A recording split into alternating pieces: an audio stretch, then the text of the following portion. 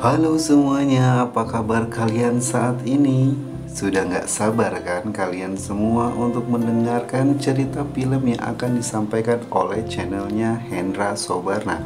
Namun, sebelum ke alur cerita film, nggak ada salahnya jika kalian semua bantu support channel ini agar semakin berkembang.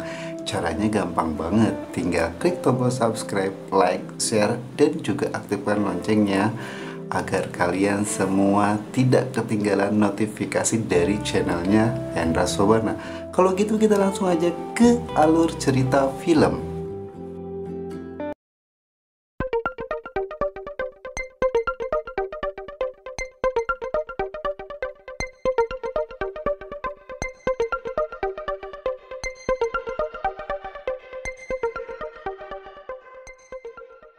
Seperti yang kalian baca di timeline video, gue akan mengangkat film salah satu film Indonesia yang berjudul Hujan di Balik Jendela.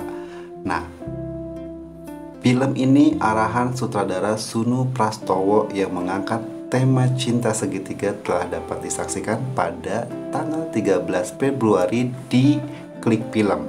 Jadi kalian bisa nonton film ini di Klik Film ya. Nah, berdasarkan keterangan resminya, film yang judulnya diambil dari lagu milik Senandung dengan judul yang sama, ini bercerita tentang cinta, luka perselingkuhan, dan waktu yang menyembuhkan. Nanti gue akan ngebahas itu tentang penyembuhan tuh apa ya sebenarnya gitu. Nah, cerita film ini dimulai saat Alda yang diperankan oleh Yasmin Jasem dan Dika yang diperankan oleh Biwan pacaran saat kuliah. Suatu malam, Dika menggelar lamaran casual di taman berhiasan tenda dan puluhan lentera. Ini menurut gua scene yang paling epic dan paling keren karena ini sangat sesuatu yang romantis bagi kita anak para pemudi milenial. Pasti semua apalagi perempuan nih ya, pasti pengen banget diperlakukan yang sama seperti si Alda itu. Oke, kalau gitu kita lanjut lagi ke filmnya. Nah, malam itu Alda berjanji akan memainkan lagu diiringi denting piano di hari bahagianya tersebut. Untuk memenuhi janjinya, si Alda harus mengambil kursus piano dengan guru bernama Gisel. Nah, si Gisel ini yang diperankan oleh Clara Bernadette. Gisel ini berusia 40 tahun, menutup diri akibat trauma kerusuhan Mei tahun 1998 kekasihnya Daniel. Jadi si Gisel ini adalah pacarnya si Daniel. Si Daniel ini juga tidak diceritakan siapa atau sosoknya Daniel itu siapa, karena di film ini tidak dimunculkan sosoknya si Daniel ini. Nah, si Daniel ini tewas dalam kerusuhan tahun 1998. Nah, pesan terakhirnya si Daniel meminta si Gisel untuk tetap di rumah saja agar tidak menjadi korban pada sejak itu. Nah, Gisel tak pernah keluar rumah dan hanya menerima siswi perempuan di kediamannya. Jadi si Gisel ini hanya menerima murid-muridnya perempuan yang mau kursus dengannya gitu. Nah, suatu saat ketika Gisel sedang berulang tahun, si Alda ini muridnya si Gisel kan. Jadi si Alda ini tidak bisa kursus dan dia mau memberikan kejutan kepada si gurunya tersebut. Akhirnya si Alda meminta Dika untuk mengantarkan kue tart untuk gurunya si Gisel tersebut. Namun si Gisel menolak karena baginya kue tart hanya bisa dinikmati dengan Daniel atau dengan pacarnya. Nah, sejak Daniel meninggal, tradisi itu sudah sirna. Dika menemani Gisel untuk memakan kue dan ternyata si Dika itu punya perasaan yang lebih kepada si Gisel. Nah, hubungan mereka itu terus berlanjut hingga tercium kepada si Alda.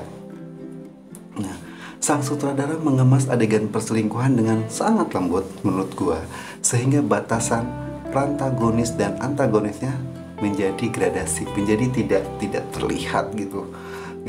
Bahkan penonton mau menyalahkan siapa gitu, mau menyalahkan pelaku pun jadi tidak tega, meski hatinya para penonton itu membela si korban gitu. Menurut gua ketiga karakter ini menjadi poros cerita dan konsisten hingga menit-menit terakhir, dibuka dengan adegan mempelai laki-laki. Bahkan di film ini juga kita tidak disajikan proses pernikahan antara si Alda dan si Dika gitu. Nah, kalau menurut gua keunggulan film ini atau keunggulan film Hujan di Balik Jendela ini adalah di mana latar belakang agama atau latar agama dan budaya cukup berhasil ditonjolkan menjadi film romantis syahdu dengan interaksi antar tokoh yang intens menurut gua.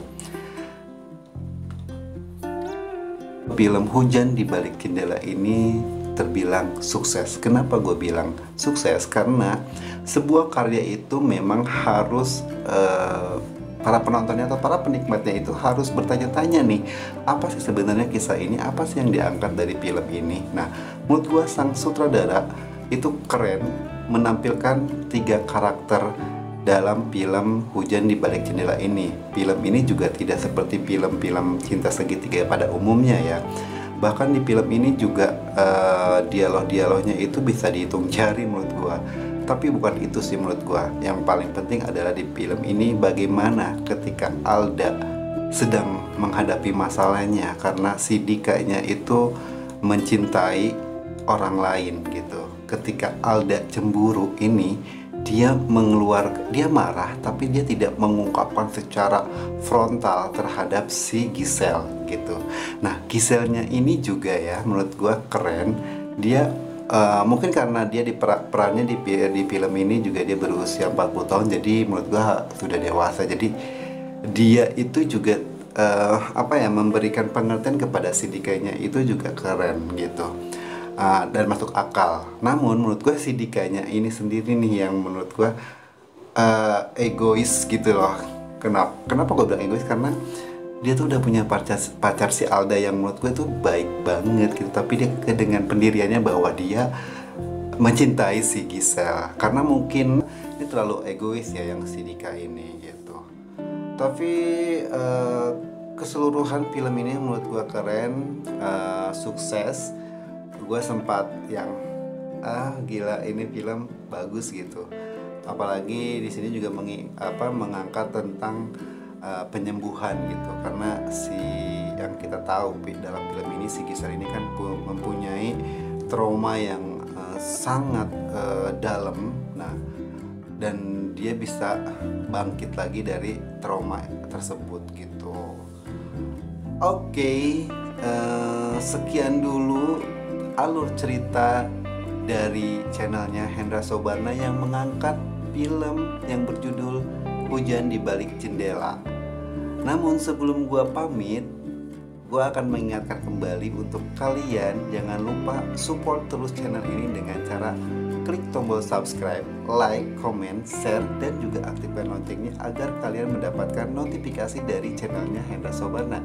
Oke, kalau gitu gue pamit undur. Wassalamualaikum warahmatullahi wabarakatuh.